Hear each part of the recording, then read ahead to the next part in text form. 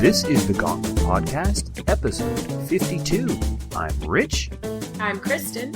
And I am Steve. Nice. I like that dramatic pause, Steve. Got to change it up. Jason is away on assignment. That's the joke I like to use. Hooray. Yeah, the assignment is heretofore as yet unnamed, but we will soldier on. Let's jump straight into the playlist, everybody. Steve, I see here that you might want to talk about Pandemic. Yeah, so this won't, obviously we've talked about Pandemic a time or 12 on this podcast, so this will be quick.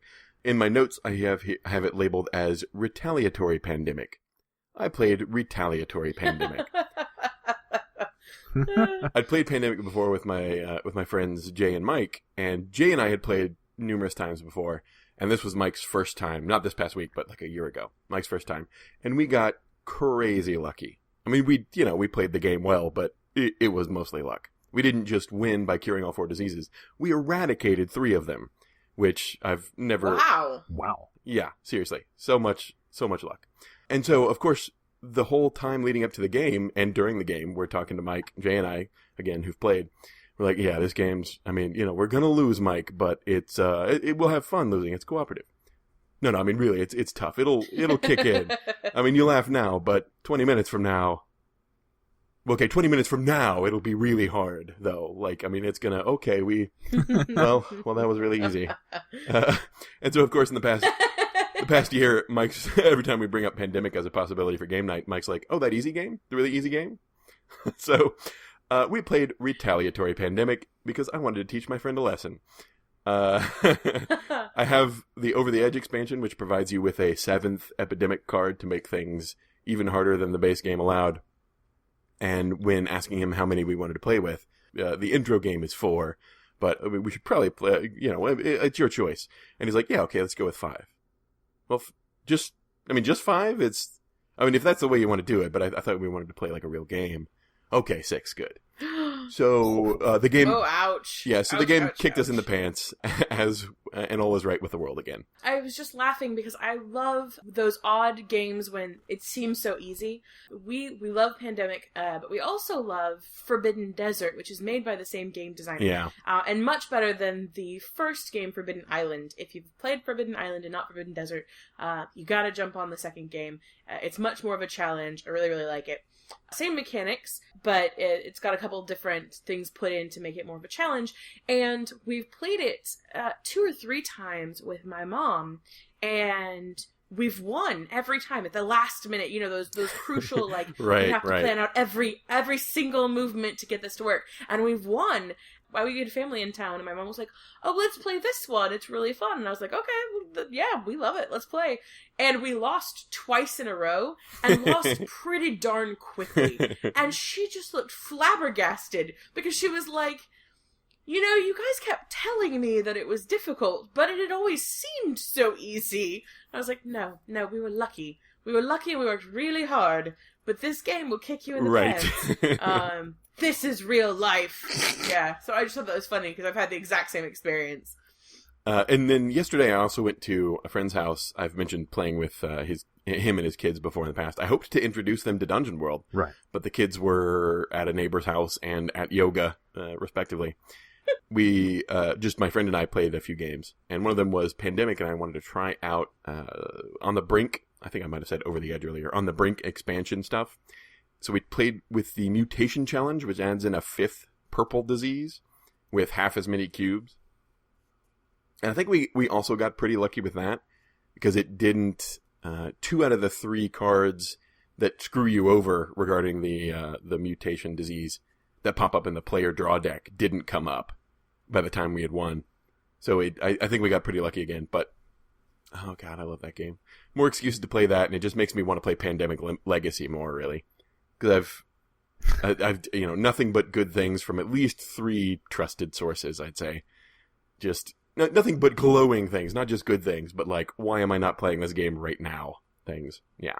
I'm worried that I'd cheat at Pandemic Legacy, and that when it said, for example, to tear up a certain card, that I'd just kind of put it over to the side and be like, well, I'm going to pretend I tore it up, but I don't want to tear up my cards. And I just have this sort of secret stash of things that I wasn't supposed to keep. Tearing up cards just feels like heresy. Feels very wrong. Risk Legacy, sorry, sort of had a built-in thing that anticipated this and punished you for it. For cheating, at least. Not for, like, saving cards. But there was an envelope in the box that said something along the lines of, do not open ever. Of course, people would go in and open that. Of course. And it provided you with a number of cards to insert in the things that you draw throughout the game that are huge game changers. And I think there were different possibilities for what you'd find in the envelope.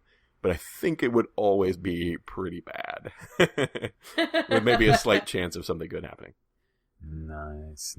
Anything else you want to say about your pandemic obsession? No.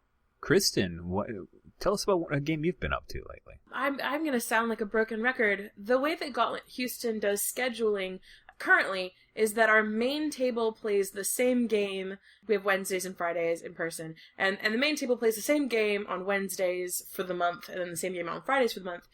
All to say that I'm playing the same 2 games every week. I'm playing Mass Effect Worlds on Wednesday, and I'm playing Monster of the Week on Friday. Well, that's fine. We didn't really talk about Monster of the Week last time around, so yeah, let's launch into that. But I'm going to talk about Mass Effect Worlds first. Building off of last week and sort of getting to play with more dynamic parts of the game and different aspects of it. So this week we really saw some of the new mechanics coming up and sort of working with what works and what doesn't work. Specifically, one of the really interesting things that's been put into this game is that your defenses have you have 2 different ways of defending yourself. As with Dungeon World, you have armor, which makes sense because you're in the Mass Effect world, your character has armor. But then you also have shields. What's really interesting between the 2 is that, in effect, the first time you get hit, you just add your shields plus your armor. So say, for example, I have 4 on shields and 2 on armor. I have a defense of 6, right? Anything, I could just subtract 6 from anything that hits me, unless it ignores armor. Mm-hmm. But that every time after that, I have 1 fewer shield. I have 1 less. So I go from 4 shields to 3, and 3 to 2, and so on and so forth, until I am able to take a step out of the firefight and allow my shields to recharge. Your armor always stays the same unless it's destroyed, which happened to one of our characters, actually. But it made for a really interesting dynamic of, I can take a certain number of hits because I've got some pretty good defenses going for a while here, but eventually I'm going to have to get out of the firefight and find a place to do something else for a couple of turns to sort of rev up those shields again and make this happen, which is especially pertinent in this game because at the end of our first game, we had gone for quite some time. It didn't quite end on the story point that our GM had planned for, and so we ended at sort of a cliffhanger. And this game, this past game, we started off at that cliffhanger, and it just continued to go upward in sort of this, plot climb towards the climax. The entire game was escalating action, and so it became very, very important to find these moments to dart aside and role play as you're doing something strategic and something out of the limelight, but it has a very mechanical reason for having to buff up your defenses. So that was kind of fun and kind of interesting, and I like the dynamic of what's going on there. We also discovered that we have way too many hit points, and we had a character played by Gauntleteer James who should have been way dead. He should have been Krogan Pulp. He had way too many hit points, and what is Krogan Pulp? Is that a drink? Or a spoiler? Or what is that? Same thing as if you'd have said, like, human pulp or elf pulp. Like, just gooey substance left after something's been completely pulverized. Okay. Let's take a moment to just reflect on elf pulp. Dan would love it. Indeed. I'm sure it would be, like, either purple or forest green and smell of pine. Pine? I think it would smell of dandelions. It would smell of what? Dandelions. I'm just sitting here envisioning, like, Indiana Jones starring Legolas. Oh, like pulp. Yeah, gotcha. Ha, No, ha. I meant the squishy stuff. Yeah, Scott realized afterwards that he should have gone to last breath on him at least once. So James needs to look out next week. He might find all of that catching up to him.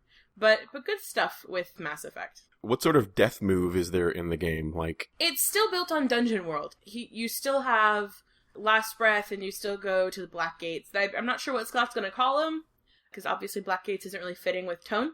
But it functions the same. It would just have a different name. Okay. She'd go to the respawn, right? Yeah, exactly. No, there's no... Oh, well, I guess if you succeeded, you could respawn, right? But otherwise, pulp. When you reload your game, roll 2D. 2D6. That's right. That's right. Nice. Oh, on a 7 to 9, your save is slightly glitched. Not all of your files have been retrieved.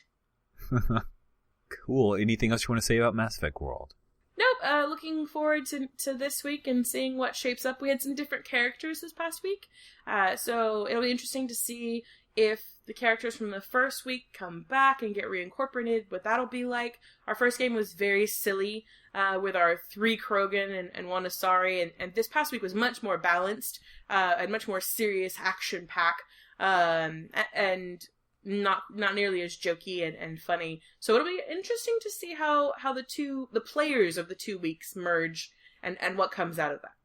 Which is what role-playing's all about, right? All the new different combinations we can make and seeing what happens. If you say so. You know.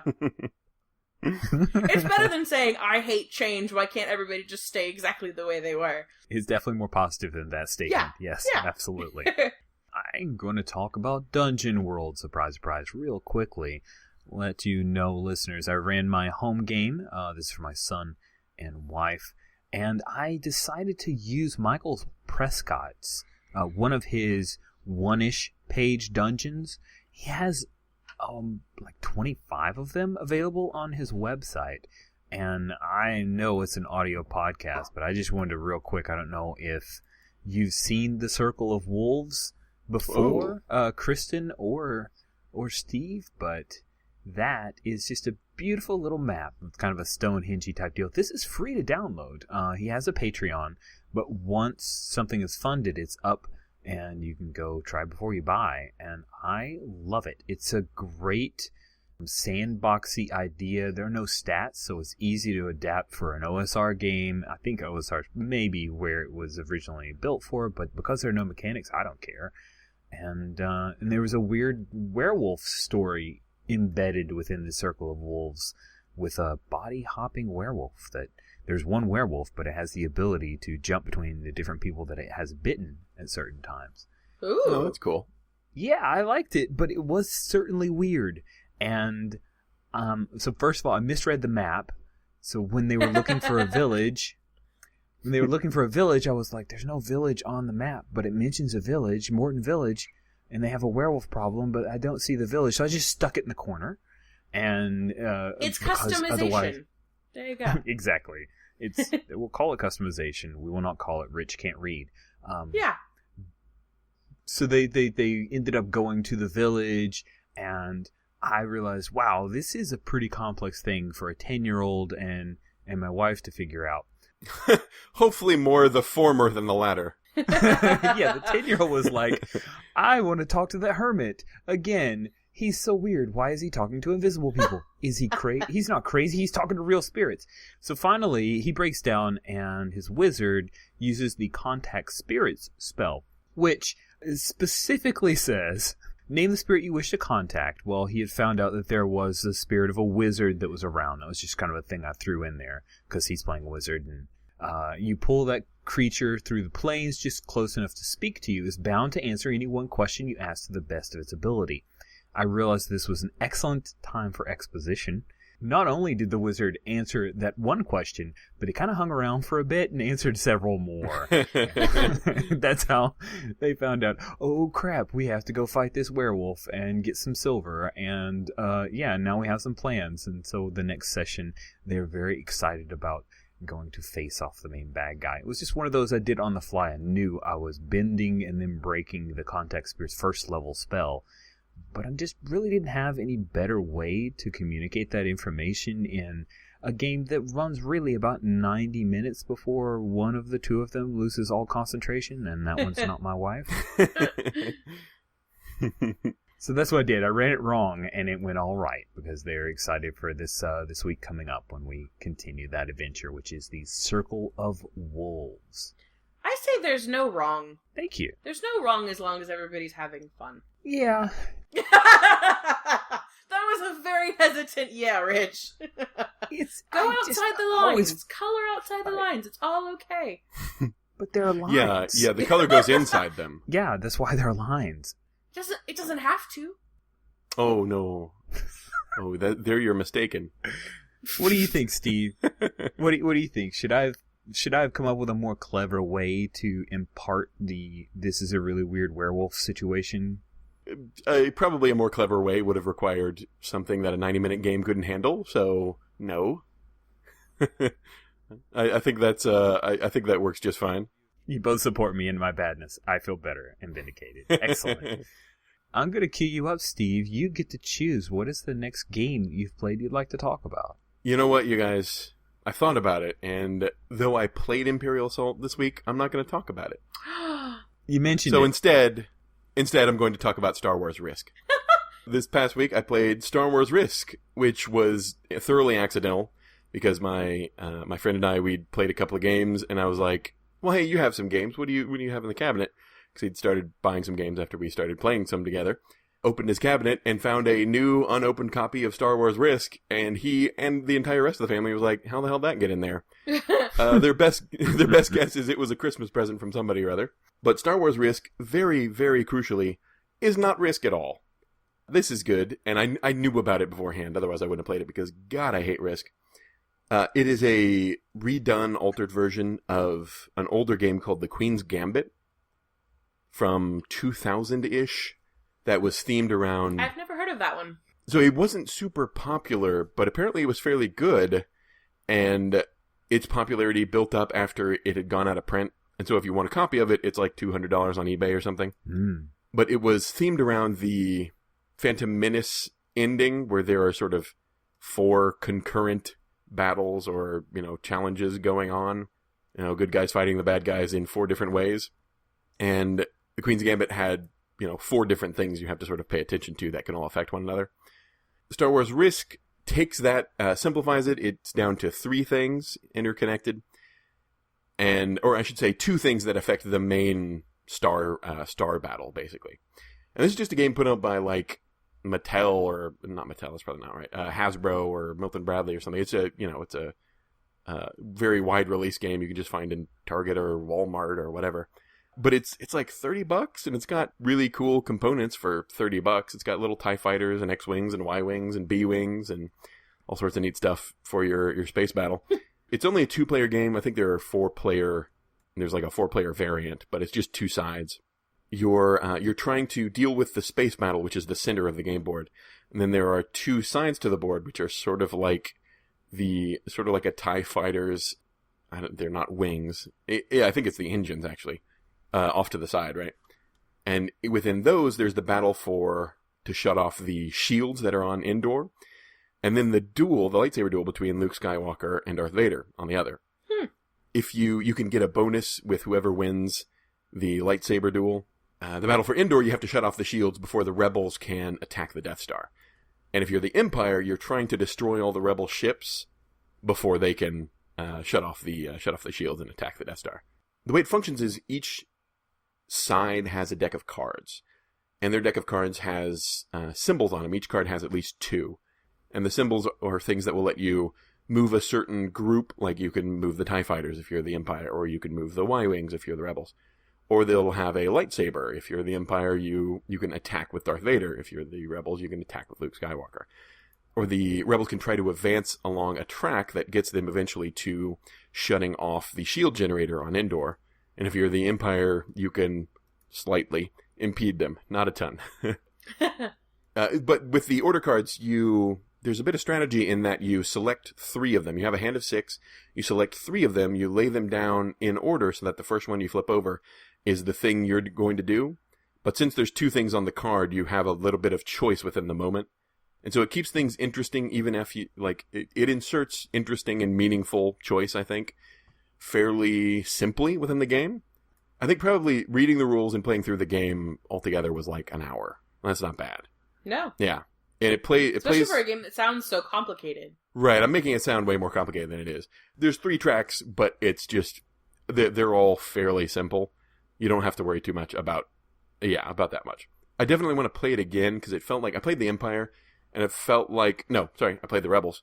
And it felt like the Rebels definitely had an advantage. In going on Board Game Geek website, other people feel the same. So I think there are definitely strategies for the Empire. Yeah. That you can use to stymie the Rebels, but I'd want to see him in action. That said, like, it's $30, and I had a lot of fun with it, frankly. I thought it was pretty cool.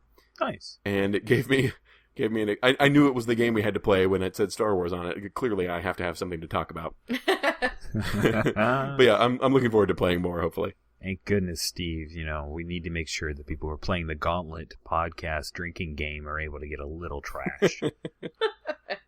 All right. Anything else you want to talk about Star Wars Imperial Assault / Star Wars Risk but not really Risk? No. Right. Kristen, tell us about your experience playing Monster of the Week.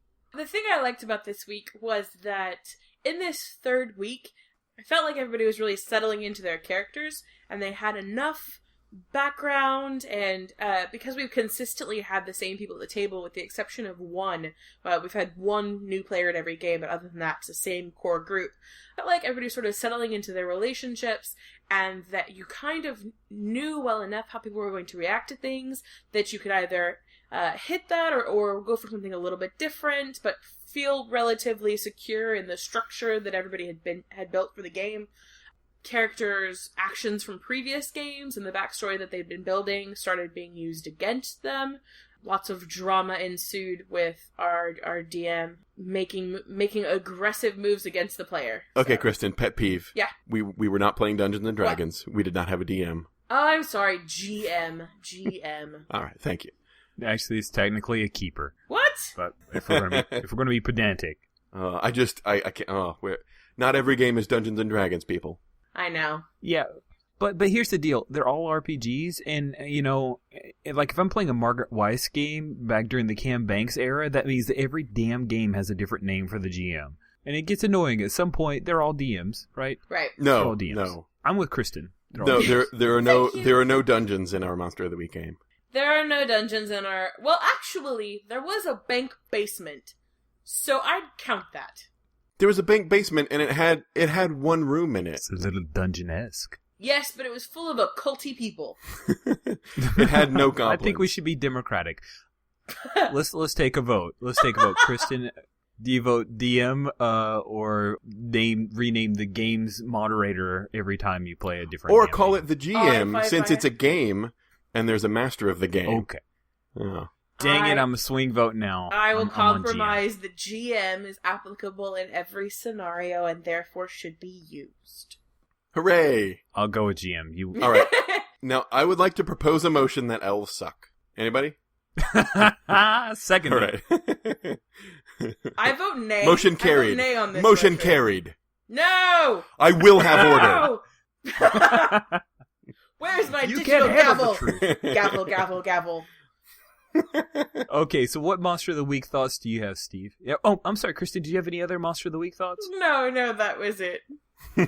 What about you, Steve? I emptied my bile-filled belly mostly last week. And this week, my favorite part of the game was when my character went off to... my character's a little kid, and he went off to play with some creepy little girls. And I rolled a miss and got possessed. Awesome. So suddenly I appear downstairs and I'm attacking the other players. Again, awesome. But it just reinforced how much that game needs an interfere move. Because I was rolling the dice. If I was rolling high damage, if I came up with high damage, I would have gone with it. And the person I was attacking, the character I was attacking, should have been able to interfere. Especially considering, maybe I'm a creepy psychic little kid. but I'm just a little kid, and he was playing the Buffy equivalent, right? So, yeah, you should be able to interfere one way or another. It feels missing. I've actually been thinking about this. Since our last conversation about the lack of interfere. And I agree, as a player, I want to interfere in that moment because I want to stop something from happening for whatever reason it may be. Because it doesn't, it's not the story I wanted, or it's not a relationship that I wanted, whatever it is. I understand from a character standpoint why I want to intervene or interfere in things. But then I've also been thinking that not having it, and we've been hand-waving it at the table and saying, if it makes sense to interfere, we'll kind of work it in, but not allowing people to interfere also creates a really interesting dynamic at the table, in that if you can't interfere, you have to live with and then react to what has happened. And that can create some really dramatic moments at the table if you don't stop the things you hate from happening, but instead have to work with them and maybe hold a grudge against the character who did it, and maybe now have sort of a side thing where you're trying to get vengeance, or whatever it is. It really does force you to be creative in some different ways, rather than just going, rolled a 9, you don't get to do that. I hear you. Disagree with me. I hear you, but from the tone of my voice, you can probably guess where I'm going. Away, in other words. So, I hear you, but... So, the example I was bringing up last time around was character A believes that because, some NPC is a creature, they can't be, even if they're acting nice, they can't be trusted or relied upon, and they will become evil, and they must therefore be killed. Character B proposes that that's nonsense, and they need a chance for redemption, right? Right. This comes up all the time in, Buffy, Supernatural, whatever. And Hellboy's filled with characters that are, even if I'm not sure if I've seen the dilemma come up on page, it's characters where this had to happen in order for them to live, in order for them to, make it to adulthood. Like Hellboy was, let's just say he's aptly named. He was a demon baby, and they didn't kill him because somebody had faith that he could be redeemed, right? Right. So this comes up in the source material a lot. And not having an interfere move basically just rewards the person who is the aggressor. No, they should be killed. I'm going to kill them. That's true. And the person who's in favor of, peace or hope or whatever, well, you're screwed. I see that. It's just... I see that. I think out of fiction, it sort of also rewards the player who's the loudest and quickest on the draw and most liable to, insert themselves into whatever is happening at any moment. Also the character that tends to, kick down the doors and go in and, murder all the orcs or whatever. I'm not saying that that's necessarily a bad player habits, because those people bring lots of fun to the table. But I think there's plenty of room for the other side of the coin in a game like Monster of the Week, and we don't really see it. I gotcha. Okay, cool. Anything else you want to say about Monster of the Week? Look, I think I'm going to need a vote on this elves suck thing. Other than that, I think we're good. At the table? So I have a week to rally my forces. Good to know. You do. All right, I'm going to talk about High Strung. High Strung, I think I mentioned it before, Steve. It's the garage band, the RPG. Yeah, you've mentioned it at least, yeah. Got it to the table. Actually got to play it with the Gauntlet City Limits. We're running a little bit long on here, so I just want to briefly say that what's interesting about this game is combat is the main feature of a lot of RPGs, and in High Strung, the combat is the gig, is actually the show. And it's pretty cool because there are 3 phases to a performance. So your band, you get a gig, you're going to play at a particular club or a bar and the like. And the way that you get that is there's a little bit of you can have an agent or you can try to do it yourself. You have a reputation that's based on your notice. There's I'm throwing out terms that sound, but they're all game terms. Yeah. But to get to the actual gig, what I liked about it is once you know, okay, I've got a gig, then the 3 phases are the draw, which is running around and talking to all your friends and putting up graphics and trying to get the word out to get people to your show. Which can lead to some pretty interesting role play. Then the show happens, and it happens in 2 phases. The music, you actually roll your character's stats for performing the music. How good do you actually sound? And then you roll your show, what kind of a show do you put on? And you're using different statistics for each of the 3 phases. And it's really hard, at least from my view, of the character. It's a life path type system. Oh, really? It is. It's a little life path. You actually are supposed to roll for your age, and then the age gives you a couple of different styles that you can choose from, and your age also gives you your income, and that combines a little bit to give you what you're going to use when you assign the bits of skills and your stats. And your stats are cool because they're like fingers and voice, and they're all very music related. Life path's cool. It makes it harder to min-max at least. It is. You can be good at 1 or 2 of those 3 phases of a gig, but I just didn't see an easy way to start off being good at all 3, which is great because you can have a person who's just a badass musician, right? Really play the drums well, but they're going to have to rely on somebody else to draw people in because they're focused, they're honed towards being really good at that one thing. So I have 2 questions. Ask away. First question. At any point in this game, does anybody actually sing or play a musical instrument? No. Okay, which leads me to my second question. Is this game actually fun? Because I'm listening to okay, there's mechanics of you setting up your show and then you roll for how well you do the thing, and I'm thinking, as a person who loves music, and loves to perform music and loves to sing and used to love to play when I played musical instruments, talking about doing music but doing no music sounds no fun at all to me. So where's the fun bit? What part of the game did you feel like, heck yeah, this was awesome? I think of it as similar to Bill and Ted's, or kind of a movie or TV show that's around doing a thing and the interrelationships of the band. So you find out about a gig. Awesome. Okay, it's a little bit of montage time. Okay, what are you doing to try to get people in? And they'll kind of talk off a little bit like, this is the thing I'm going to be doing. All right, let's roll for that. Okay, cool. You're good or you're not good. All right, what was the thing that you're doing? Or maybe they'll huddle together and one of the people will say, all right, you're really good at graphics. You go out and you print out flyers. You need to put them on every telephone pole. And you're cute. Go talk to those roadies and make sure that they're out there working the street. No, that literally happened. Okay. And so you do a little bit of talk off there, you roll a few dice, and then bam, okay, you're at the show. We do a little bit of setup of some side plots at the show, but that's kind of working around the system. So when you get to the actual performance, you're like, okay, what is the style of the music like? And you can debut songs, and that's a little mini game in and of itself, which is really cool. But you actually have to write the song, which is a neat bit, because if you don't literally write the song, but you're quote unquote writing the song mechanically and actually pouring your hit points, which are hope. You pour your hit points into it, and if you blow it, then it's like a serious blow. Nobody liked your song that meant so. It's all about your dog. Oh, that's really cool. Nobody cared about your dog. They didn't get it. That's kind of good. I like that. Okay, cool. It is. I mean, I hear you. It's not a full-on performance, but I would find that as a person who can't carry a tune in a bucket, I would find that incredibly intimidating to actually have to perform. Right? Do you at least, gotcha. Can it at least be an excuse to write 2 lines of lyrics or something so you can throw something appropriately? Oh, without a doubt. Yeah, okay, good. That's all I would require, I think. That sounds pretty fun. Yeah, cool. It's very montagey. I actually riffed off of Scott Pilgrim quite a bit when I ran it.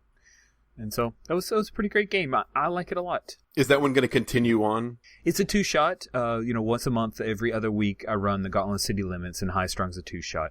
So they're going to find out what happens post their big gig that they had at the local bar.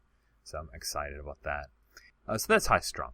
Steve, let's run through, as we're running a little bit long. Can you? Yeah, I just wanted to talk about Fluffy Bunny Tea Party. Please do. Okay, so I missed out on the chance to play A Penny for My Thoughts finally, which I wanted to play for years, because I had... It's great. Oh, you rub it in. Yeah, my friend of mine took my spot in the game and just texted me afterwards. Was like, it was amazing. Yeah, shut up.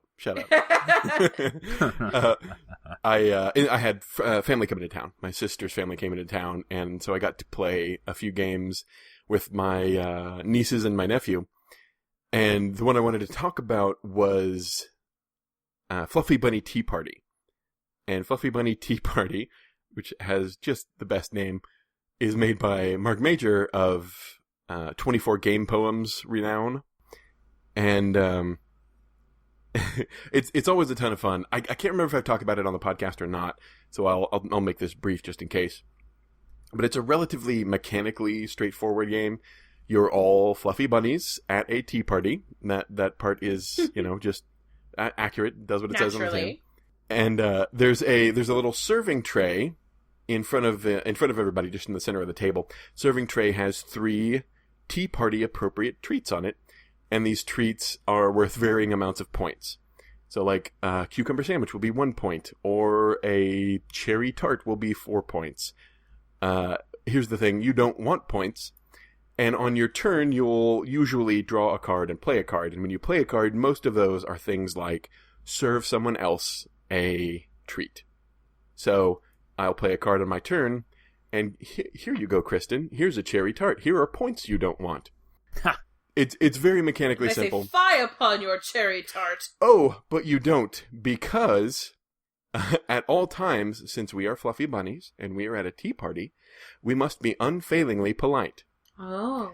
And if the table agrees that you, Kristen, I'm sorry, I didn't mean to point my finger at you. That was very rude of me. If the whole table agrees that you, Kristen, are being rude, then then you lose a turn, basically. We reach out and turn your little turn marker, turn your little teacup around. You don't need to know what that's for. Just short version is we actually give a physical indication that you have been rude, and you lose a turn. That's adorable. And so I was playing with my nieces and my nephew. Everyone who plays this game gets super into it and becomes overly ridiculously polite. You got to try and insert, your true feelings under a vein of politeness, like, oh, I thank you ever so much for that thing that's worth 5 points. It looks delicious. I hope someday to be able to return the favor.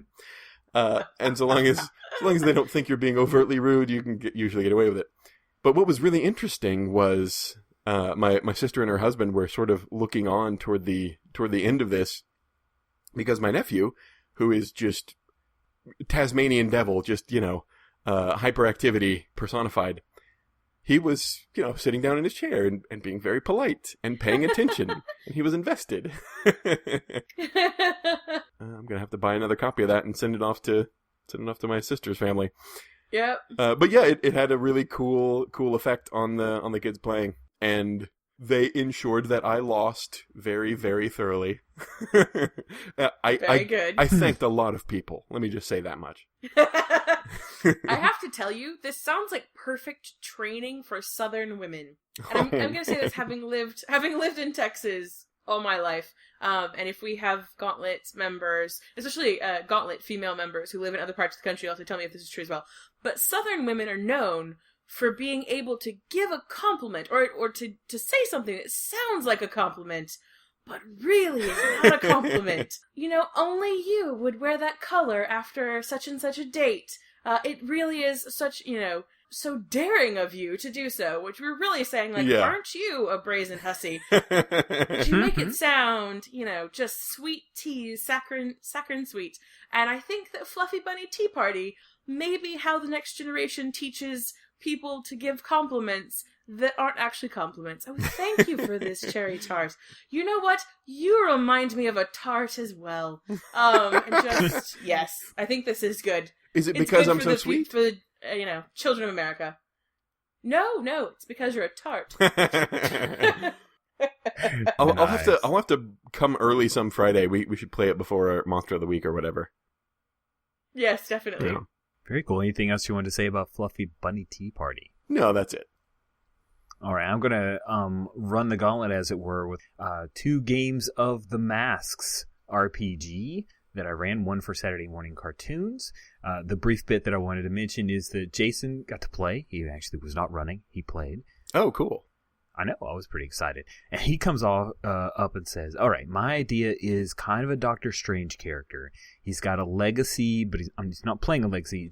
I am from a long family of wizards. However, they've all been really sneaky, kind of butthole wizards, and I want to be a good guy. But I've got all this kind of tragic, evil machinations going on in the background, and that's a bit of my history. So I've got that going on. Oh, that's really cool. I totally dig that. All right, so I like your character, Whitehall. Then we go to Philip, and he says, okay, this is a little, I want to play the daughter of the Mole King. What? Yep. Yeah, I checked in with Jason. I said, are you okay with that? Because that's totally quite different. And Philip's like, I know, I'm sorry. And Jason said, no, that's fine. That's fine. And that was one thing I really enjoyed about Masks is imagine those team books, right? Sometimes you do have that just whack. You've got Plastic Man running around with the JLA. Especially if it's a DC comic. Something ridiculous is in there. And Alari was great. She was totally the Starfire character in Teen Titans. It was really fun. So that's one thing I want to say about Masks from the Saturday morning cartoons. And then the Intercontinental Group of Awesome that we play on Sundays. It was pretty great. We had the fall ball. It's set in high school, and so it was a big Halloween formal, and everyone dressed up in costume.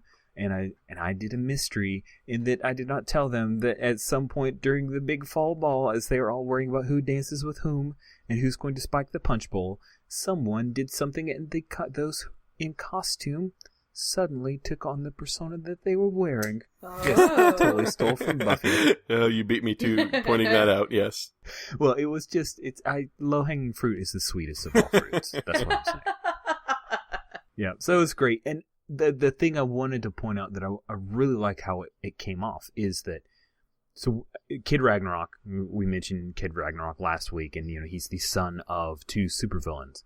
The father had been broken out of prison, and in How Much Worse Can I Make It for one of the player characters who blew his legacy role, his mom is one of the two that captured Technocrat. Her name's Powerhouse. And so she knows about this, and she goes, listen, your dad is really worried about you, son, and if you want to go to this ball, I'm going to have to go there as a chaperone. I'm sorry. So, oh, no. His mom is at the party. And one of the kids in Poor Taste, one of the NPC kids, had dressed up as Technocrat because he thought it would be funny. And he didn't know the Technocrat had broken out of the spike, so he thought, this is great. We can dress up as whoever we want. I'm going to dress up as Technocrat. Then when he looked like Technocrat, and then ASAP's mom, Powerhouse, is like, oh, this Technocrat who just broke out, I'm going to go break him in half. And so there was this, please, Mom, don't. That's not really the Technocrat. And then a possible killing of a student. Oh.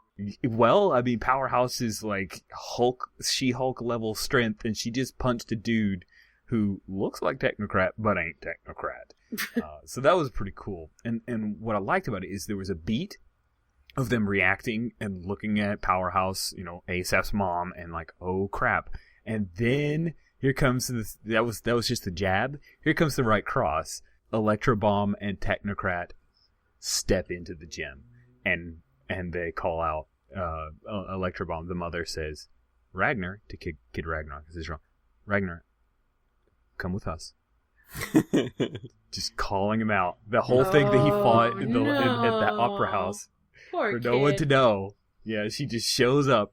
And it led to a moment of like, oh God, I want to run away. I love how much parental. The rest of the team. I love how much parental humiliation there is in your game.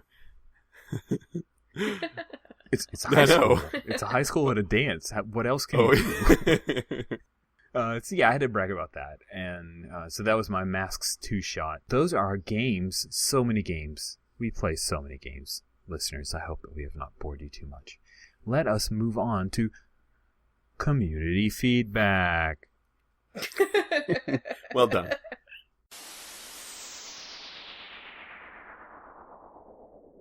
All right, Gauntlet listeners, it's time for community feedback. That was a little long, but there you go. That's my Jason. I'd actually been thinking about seeing all the things that we bring to the table, and really interested in what our GMs bring to their RPG games from the outside non-RPG world. And then on the heels of this thought, Gauntlet Master Jason actually posted a post about a particular movie that he'd seen and how it related to RPGs, and how he got inspiration for his Monster Hearts game from this film. And I thought it was really that would be fun for us to kind of talk about what we may have used in the past or what we'd like to use in the future that's from the non-RPG realm, and then also for all the people in our Gauntlet community to sort of chime in after the podcast and talk about what they've brought or what they'd like to see at a table that's not necessarily RPG, but that would really bring something interesting to the conversation. Sounds good. Yeah, I like that. I can totally dig on that. Mine's geeky, but not. It's not specifically RPGs, but I've been running Masks, as I talked about before. And because it's in a comic, and I love reading comics, have for quite a while, it really helps empower my GMing. Masks is really for people who read comics. Like, if you don't read comics, it's kind of like, hey, why are you playing Dread when you don't watch horror movies ever? Really, why are you at the steak place ordering seafood? You know? Yeah. Why is that? So when I run Masks, especially in the last couple times, I make specific references to scenes as if they were in a comic book, talking about panel angles. I'll even make jokes about, oh, well, we got a really good artist to sketch out this one part, and I'll mention, oh, we went all out on this one. This is a full color type deal. And I at one point when it was time for a bio break, I said, oh, we get to the staple and there's an ad, and so we're going to take a break here. So I don't get into specific like, oh, this is totally a Brian Hitch 2-page spread normally. Sometimes I might, but it's helpful because it's part of that language. And if I didn't read a whole lot of comics, I don't think running Masks would be quite as much fun for me. So that's one thing that I kind of bring in from outside. But I'm pretty honed in on my hobby, so I didn't have a whole lot to pull from. That sort of thing works very well coming at things instead of from a comic book perspective, from a TV or a movie perspective. I've seen tons of people do this sort of thing. It's a lot of fun to refer to, if you've got, referring to quick cuts and mention specific fades or the camera zooming in or quick cut. These sort of things are even making their way into, common RPG parlance, I think.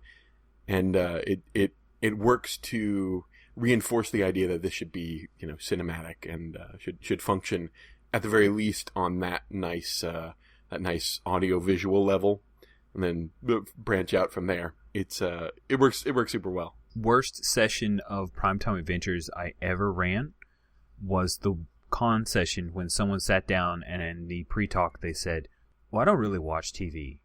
What? Yeah. Wow. Yeah, it did not go well. Why are you here? We did have a player at our Mass Effect game who showed up and was like, I don't know what this game is about, but I've had a really rough day, and I understand because I've had these days before too, but he's like, I've had a really rough day. I just want to play something kind of stupid that hits things. And we were like, why did you insist on being at the Mass Effect table if you've never played Mass Effect? What? But he's had fun, so it all worked out, but I was kind of perplexed. What was the other table? Lovecraft-esque. Okay. Yeah, you said that. Yeah.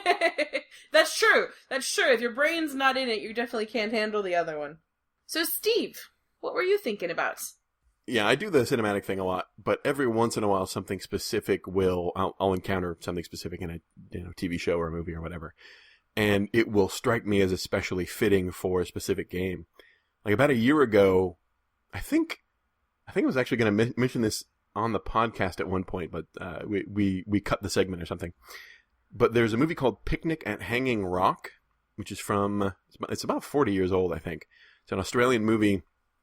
It focuses on a girls' school outing that one day just sort of takes a trip into the country, and they go to Hanging Rock, which is a very large rock formation. Not quite a mountain, but it's a thing that they can climb and sort of see the scenery. And several girls break off from the main group and go up into Hanging Rock, and one of them just disappears and is gone. Of course she does. Mm-hmm. That's how that goes. There's really very little in the way of clues or ideas as to where she could have gone, and it's sort of presented as a quasi-mystical disappearance, but that's the only real mystical thing in there. And aside from that, it's just sort of real world, very, very low key, down to earth. But there's this tone in the movie, this like ominous, oppressive tone generated largely by, I would say, soundtrack and certain camera shots and camera angles. Yeah. Oh man, it just, it weighs on you. It makes you feel like something terrible has happened, even if people are being optimistic, like, well, we'll find her, we'll find her if we just search the rest of the day. It just sort of, it kind of, it weighs you down in a really, impressive way. I think the director found every single rock, crevice, cave, or formation that could plausibly be interpreted as a human face or a face of some sort on that location, and filmed it with ominous music behind it. And nice.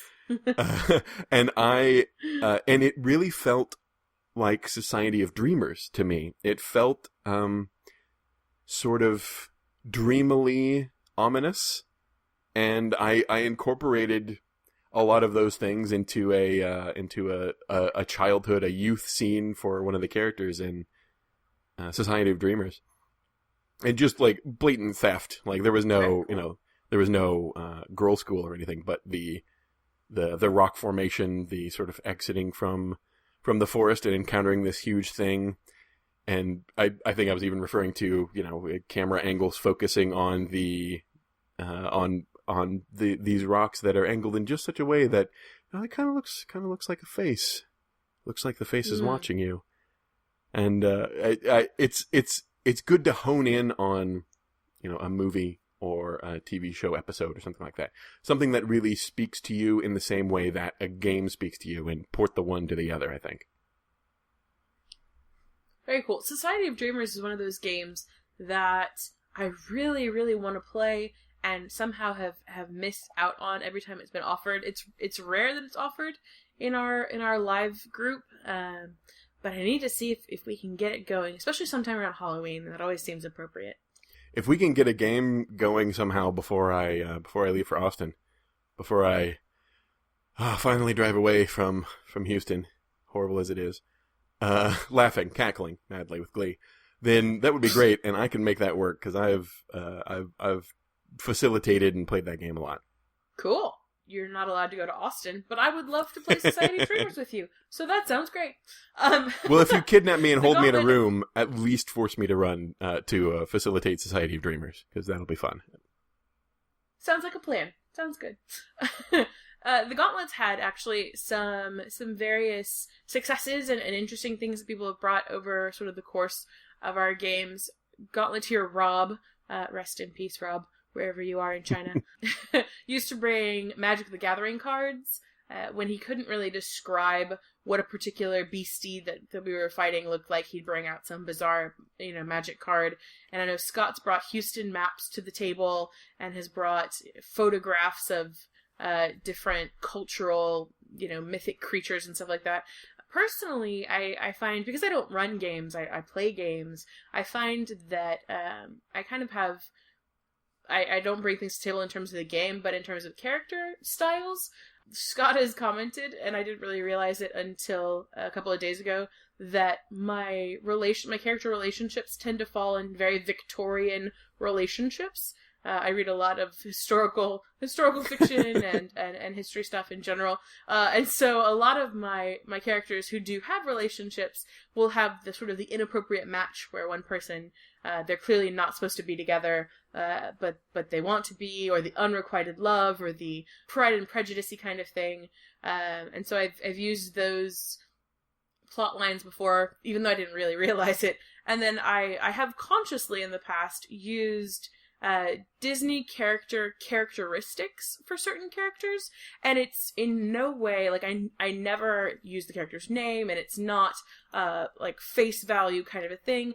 But for example, I played a collector recently who was kind of modeled on the personality of Mad Madam Mim from The Sword and the Stone, this very sort of kooky old lady who just pulled ridiculous things out of her knapsack and you never knew quite what she was up to. But she seemed so pleasant that you weren't really worried about it. So I know I've used those sort of references before to help make interesting characters. I frequently use a character from fiction or just an actor to get an idea of a character's voice that I'm going to be playing. So that wraps up sort of that topic. And then other community feedback. Rich, you want to take the next one?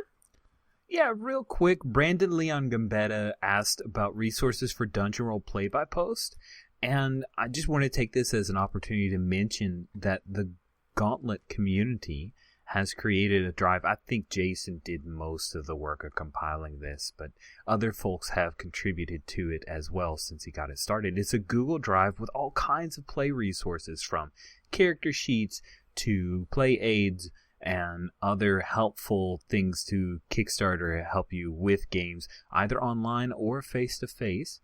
And we'll put a link to that because I think it's a really super helpful thing for people who are looking for things online.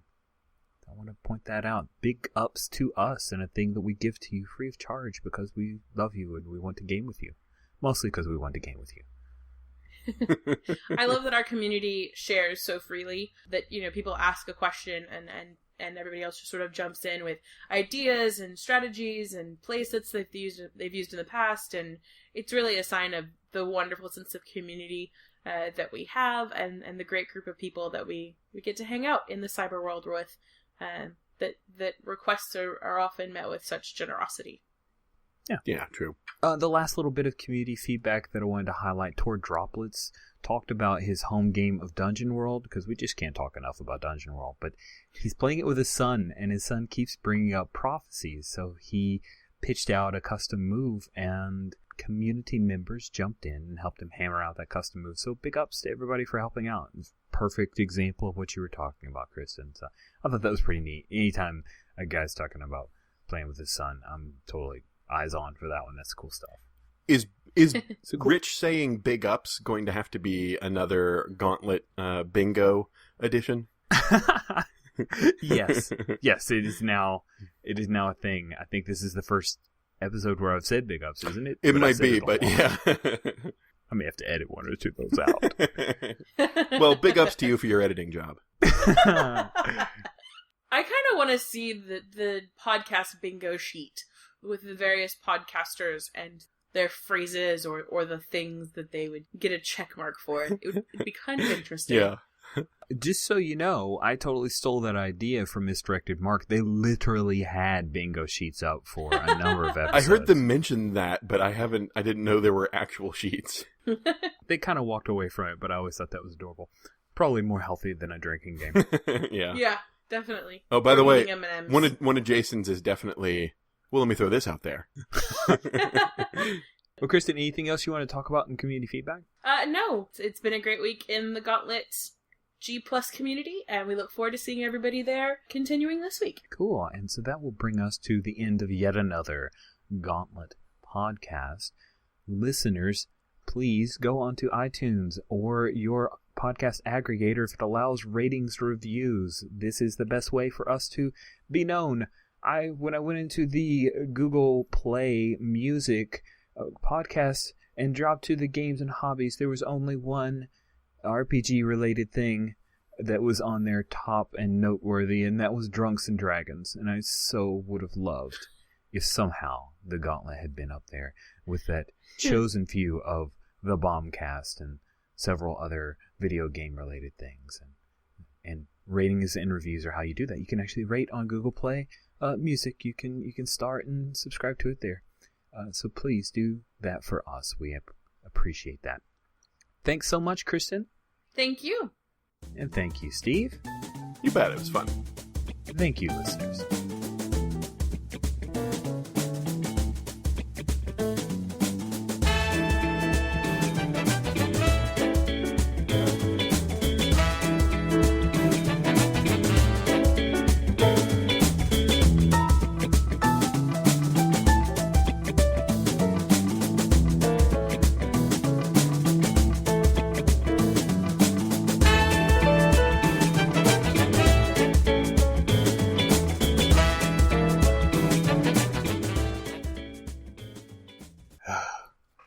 Okay, I gotta stop gaming so much because I have to edit this.